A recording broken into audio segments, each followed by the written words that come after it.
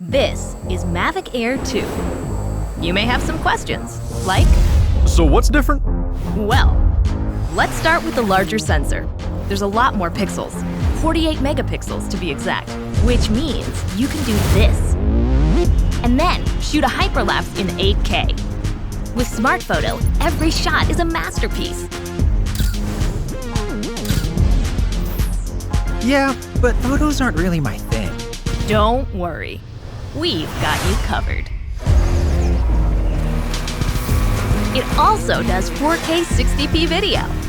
You can also slow things down. Way-do. And yes, there's HDR video. How's the flight time? It's fantastic. You're looking at up to 34 minutes in the air, a new record for the Mavic series. We've added OcuSync 2.0, so you can fly longer and see clearer. What if I'm not a great pilot? That's where Focus Track comes in, so you can fly like a pro. Or just press a button. Here's the best part: automatic obstacle avoidance.